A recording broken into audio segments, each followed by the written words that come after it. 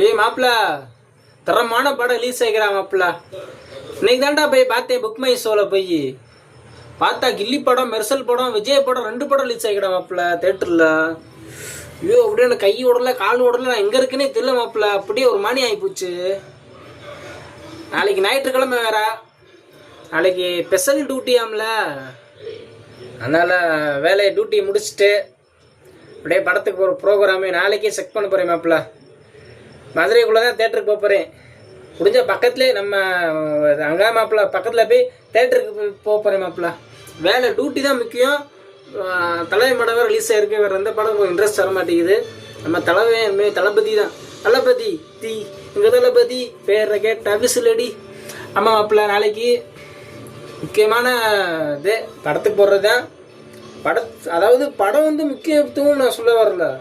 சினிமான்றது ஒரு இன்ட்ரெஸ்டிங்கான ஒரு மைண்ட் ரிலாக்ஸ். சரிங்களா மக்களே? அது உங்களுக்கு பிடிச்ச ஹீரோ திரையில் நடிக்கிறாங்கன்னா நீங்கள் கன்ஃபார்ம் போய் பார்த்துருங்க. என்ன பண்ணாலும் பரவாயில்ல போய் பார்த்துருங்க. அவங்களாம் சொல்ல முடியும் நம்மளால்.